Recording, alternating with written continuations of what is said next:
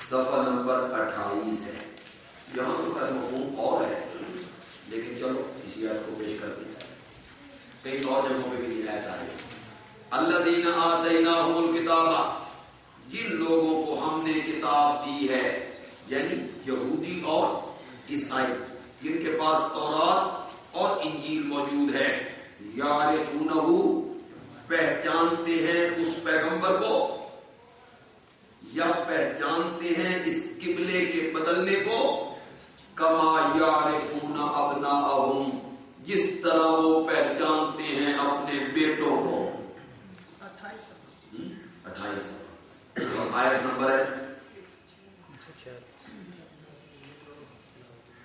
100. ہاں 146 کس میں؟ الذین آتیناہم الکتاب یتلونہ حق تلاوتہ، 23 صفحے پہ. جن لوگوں کو ہم نے کتاب دی ہے تلاوت کرتے ہیں اس کو اس طرح حق ہے اس کی تلاوت کرنے کا. اولئک یؤمنون بہ، وہ لوگ ایمان لے آتے ہیں اس قرآن کے ساتھ بھی. تو کبھی کبھی اللہ دلیل نقلی پیش کرتے ہیں علماء اہل کتاب سے، اور کبھی کبھی اللہ دلیل نقلی پیش کرتے ہیں جنات سے. سورۃ جن نکالیے،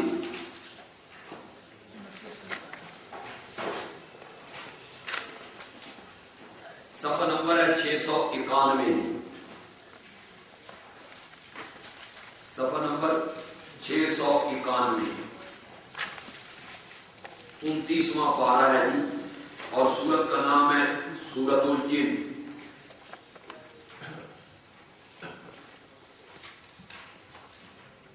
قل اوحی الی انہ استمع نفر من الجن، اس کو سورۃ احقاف میں بھی بیان کیا ہے. نبی پاک وادی نخلہ میں صبح کی نماز پڑھا رہے ہیں، جنات کی ایک جماعت قریب سے گزری ہے، انہوں نے قرآن سنا ہے. قرآن سن کے وہ واپس چلے گئے ہیں، اپنی قوم کو انہوں نے خطاب کیا ہے. جو کچھ اپنی قوم کو جا کے کہا انہوں نے، اللہ نے وحی کے ذریعے اپنے نبی کو بتایا.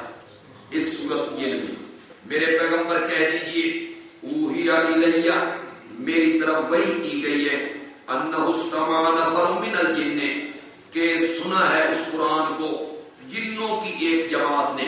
اور جب سن کے وہ واپس گئے اپنی قوم کے پاس، فقالو، تو کہنے لگے، انا سمعنا قرآنا عجبا، ہم نے سنا ہے ایک عجیب قرآن، یہدی الی الرشد، جو راستہ دکھاتا ہے صراط مستقیم کا، سیدھا راستہ دکھاتا ہے، ہدایت کا راستہ دکھاتا ہے.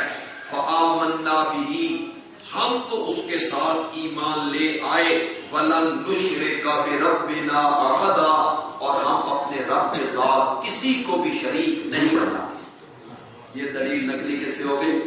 جنات. کہ دیکھو جنات نے اس مسئلے کو تسلیم کر لیا ہے.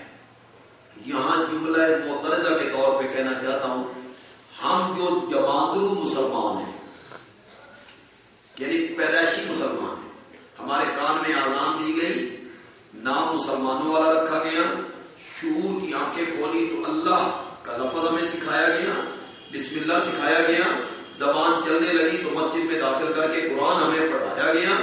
لیکن ہم آج تک قرآن کے نزول کا مقصد نہ سمجھ سکے، نہیں سمجھ سکے.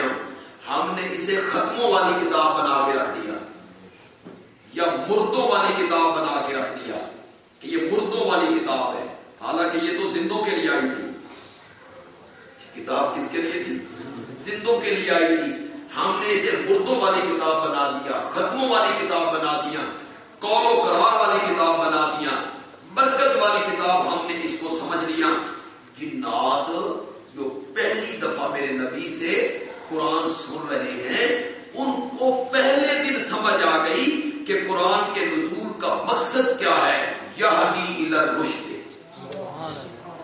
کہ یہ ہدایت دیتا ہے سیدھے رستے کی.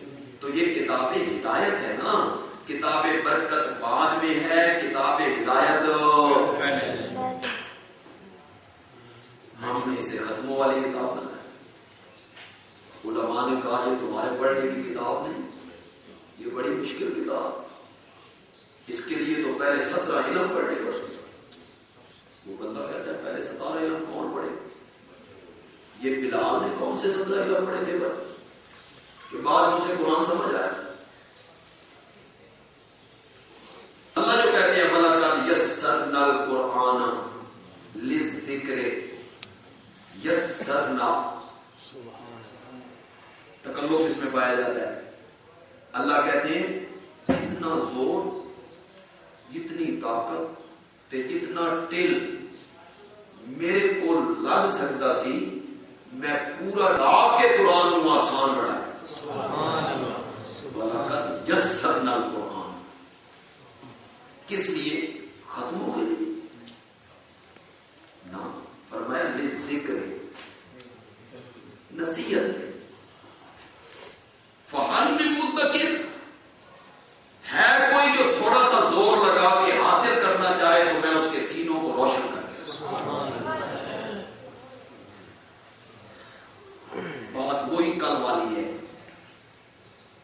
کہ لوگوں نے اگر قرآن سمجھ لیا تو ان کو اینکیں لگ جائیں گی، اور اینکیں لگ گئی تو ہمارے ماتا کے داغ ان کو نظر آ جائیں گے۔ ان کو کون نہیں، یہ پڑھنے پڑھانے والی کتاب نہیں ہے، سمجھنے والی کتاب نہیں ہے، یہ ختموں والی کتاب۔ یہاں ایک جملہ میں کہا کرتا ہوں، یہاں بھی کہہ دیتا ہوں، پھر آگے بڑھتا ہوں۔ میں نے کہا کتابوں کا چکر چل گیا کہ یہ قرآن پڑھے اسے لوگ لڈو کھلاتے ہیں، اور آمنہ کا پڑھے تو لوگ اسے پتھر مارتے ہیں۔ اس نے لڈو کھانے والے، برفیاں کھانے والی کتاب بنا دی، اور جنوں کو پہلے دن سمجھ آ گئی کہ یہ کتاب کتاب ہدایت ہے۔ اور مزے کی بات دوسری سنو، لوگوں کو آج تک سمجھ نہیں آئی کہ یہ قرآن اترا کیوں تھا، منوانا کیا چاہتا ہے، کیا منوانا چاہتا ہے قرآن۔ جنوں کو پہلے دن سمجھ آ گئی کہ یہ کتاب منوانا چاہتی ہے لن نشرک بربنا احدا،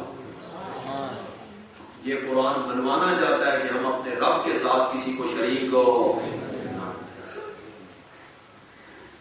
بات لمبی ہو رہی، مثالیں پیش کروں گا تو ہم بہت طویل ہو جائیں۔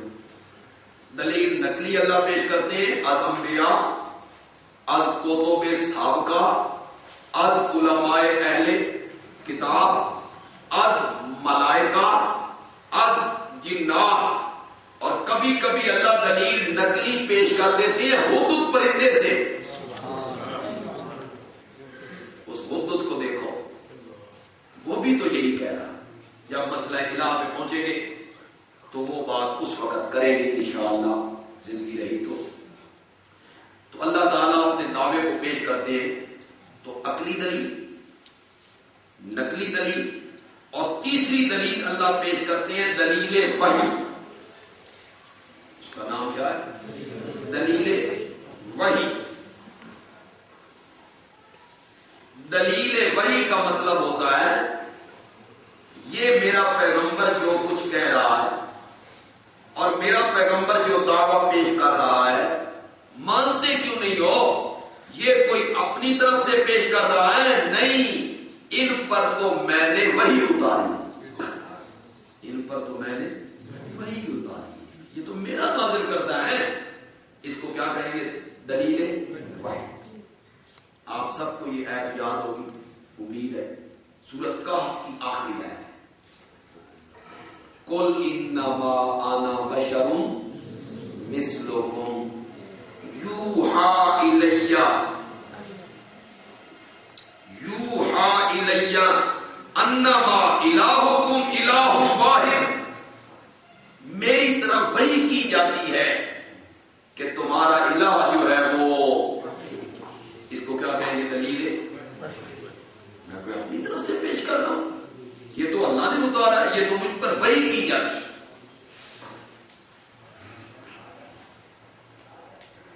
لطیفے کی بات ہے، یہ قل انما انا بشر مثلکم بڑی واضح آیت ہے.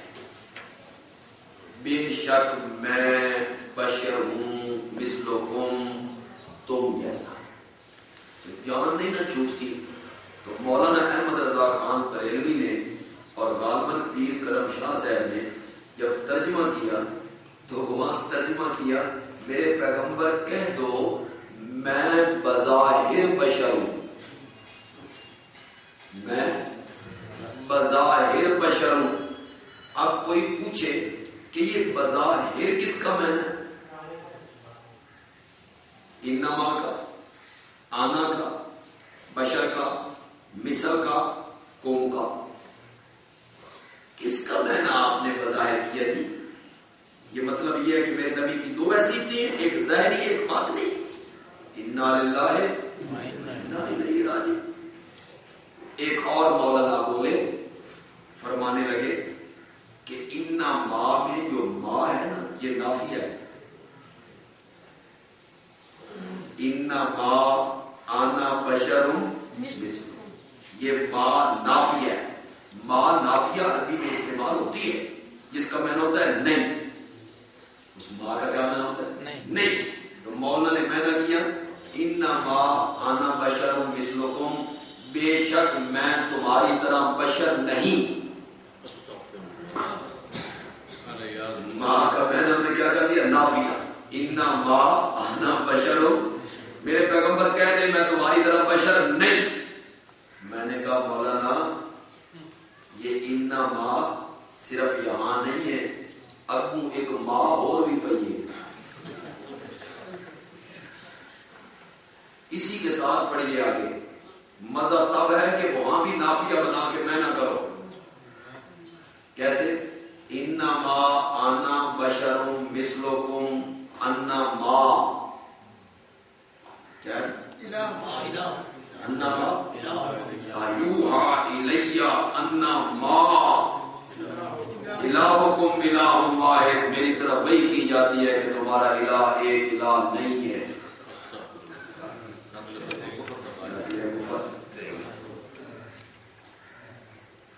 اس لیے دعا کیا کرو اللہ کرے مولوی پھسلے نہیں.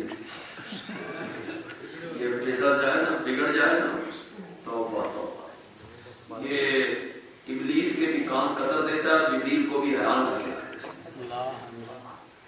جب یہ تحریفوں پہ اتر آئے اور تحریف کرنے لگے جب یہ قرآن پاک میں. آئیے تھوڑا سا ہم اس خلاصے کی طرف چلتے ہیں. کتنے قسم کے دلائل اللہ دیتے ہیں اپنے دعوے کو ثابت کرنے کے لیے؟ عقلی، نقلی. نقلی کی میں نے تفسیر کر دی ہے. پھر اللہ تعالی اس دعوے کو منوانے کے لیے کبھی کبھی ڈراوے سناتے ہیں اس صورت میں، جس کو ہم عربی میں کہتے ہیں تخویف، خوف سے. اردو میں اس کو کہتے ہیں ڈراوا. اللہ تعالیٰ ڈراوے سناتے ہیں. کبھی ڈراوا ہوتا ہے دنیاوی، یہیں پکڑ لوں گا یہیں پکڑ لوں گا، اس کو کہیں گے تخویف دنیاوی. اور کبھی کبھی ڈراوے کا تعلق آخرت کے ساتھ ہوتا ہے، جہنم میں ڈال دوں گا، اس کو کیا کہیں گے؟ تخویف اخروی. تو دعوے کو منوانے کے لیے کبھی کبھی اللہ ڈراوا سناتے ہیں. یہ جو مضمون چلتا ہوتا ہے اچانک اللہ کہتے ہیں بچ جاؤ جہنم بڑی سخت ہے، آگ بھڑک رہی ہے. تو بظاہر اس کا کوئی تعلق پیچھے سے نظر نہیں آتا، تو وہ اصل میں ڈراوا ہوتا ہے. کس مقصد کے لیے؟ دعوے کو. تو تعلق اس ڈراوے کا بھی کس کے ساتھ ہوتا ہے؟ دعوے کے ساتھ ہوتا ہے. اور کبھی کبھی اللہ خوشخبریاں سنانے لگتے ہیں، بشارتیں دینے لگتے ہیں. کبھی بشارت کا تعلق ہوتا ہے دنیا کے ساتھ. مثلا اذا جاء نصر اللہ انا فتحنا لک فتحا مبینا، یہ دنیا کے ساتھ تعلق ہو گیا. اور کبھی کبھی اس خوشخبری کا تعلق ہوتا ہے آخرت کے ساتھ. جنت دوں گا، جنت میں یہ بہاریں ہوں گی، جنت میں یہ چیزیں ہوں گی. میرے دعوے کو تسلیم کرو گے تو پھر میری رحمتیں اس طرح تم پر اتریں گی. اس کی ایک مثال، دونوں کی اکٹھی ایک مثال پیش کر دیتا ہوں. ذرا آئیے بالکل قرآن پاک کی ابتدا میں پیش کرتا ہوں. صفحہ نمبر ہے 6. صفحہ نمبر 6. سورت کا نام ہے سورت البقرہ اور آیت نمبر ہے 23 24 25. تم کہتے ہو کہ میرا نبی خود بنا کے لاتا ہے اور میرا یہ دعویٰ جو ہے او بدو کہ عبادت صرف رب کی کرو. تم نے اقرار کر دیا کہ میرا نبی خود بناتا ہے. تو میرا نبی تو کسی مکتب میں نہیں گیا, سکول میں نہیں گیا. تو میرا نبی اگر قرآن بنا لیتا ہے, تم تو بڑے متکلم ہو, شاعر ہو, خطیب ہو, تو تم اس جیسی ایک صورت بنا کے لے آؤ. ان کن تم صادقین. اب اللہ ڈراوا سنانے لگی. فَإِن لَمْ تَفْعَلُوا وَلَن تَفْعَلُوا, اگر تم ایسا نہ کر سکو اور ہرگز نہیں کر سکو گے, فَاتَّقُوا النَّارَ الَّتِي, پس بچو اس آگ سے جس کا ایندھن بنیں گے لوگ اور پتھر, اعدت للکافرین, وہ تیار کی گئی ہے. اس کو کیا کہیں گے؟ ڈراوا. یہ کیوں سناتے ہیں اللہ؟ میرے دعوے کو مانو, نہیں مانو گے تو پھر جہنم آگے کھڑی ہے. اس کے ساتھ اللہ نے کہا وَبَشِّرِ الَّذِينَ آمَنُوا, اور خوشخبری دے ان لوگوں کو جو ایمان لائے اور عمل کیے نیک, ان لہم جنات, بے شک ان کے لیے باغات ہیں, تجری من تحتها الانہار, جس کے نیچے نہریں بہتی ہیں. یہ کیا ہو گئی جی؟ خوشخبری. پہلے ڈراوا ہو گیا, ساتھ خوشخبری. یہاں پھر جملہ معترضہ کے طور پہ ایک بات کہنا چاہتا ہوں. بعض اوقات ذہن میں بات آ جاتی ہے, بندوں کے لیے مفید بن جاتی ہے. غم کا ماحول ہو, گھر میں غم کا ماحول ہو, یعنی ماتم ہو گیا, ماتم ہو گیا گھر میں, فوتگی ہو گئی, بڑی شدت کے ساتھ رو رہے ہیں. اس ٹائم کوئی آدمی خوشی کی بات کر سکتا ہے؟ یہ فطرت ہی نہیں, بشر کی فطرت کے خلاف ہے کہ ماحول غم کا ہو تو وہ لطیفہ سنانے لگے نہ, اور ماحول شادی کا ہو, بارات جا رہی ہے, سارے خوش ہیں, اس ٹائم غم کی بات ہوتی نہیں ہوتی. یہ بشری تقاضے کے خلاف ہے. ایک وقت میں اگر خوشی ہے تو غم نہیں, غم ہے تو خوشی نہیں. اللہ تعالی پہلی آیت میں عذاب کا ذکر کرتے ہیں, دوسری آیت میں خوشخبریوں کا ذکر کرتے ہیں. معلوم ہوتا ہے یہ بشر کا کلام نہیں ہے, رب کا ہی کلام ہے. اگر کسی انسان کا بنایا ہوا ہوتا تو یہ کیفیت کبھی نہ ہوتی, کہ یہ انسانی کیفیت کے خلاف ہے, بشری تقاضوں کے خلاف ہے یہ بات کہ غم کے وقت خوشی کی باتیں نہیں ہوتی اور خوشی کے وقت غم کی باتیں نہیں ہوتی. ہاں, پھر کبھی کبھی اللہ قرآن پاک میں اس صورت میں جب دعویٰ پیش کرتے ہیں, پھر دلائل اللہ پیش کرتے ہیں, پھر اللہ ماننے والوں کو خوشخبریاں سناتے ہیں, پھر اللہ نہ ماننے والوں کو ڈراوے سناتے ہیں. تو کبھی کبھی اللہ مشرکین کے رویے پر شکوے کرتے ہیں. کیا کرتے ہیں؟ مشرکین کے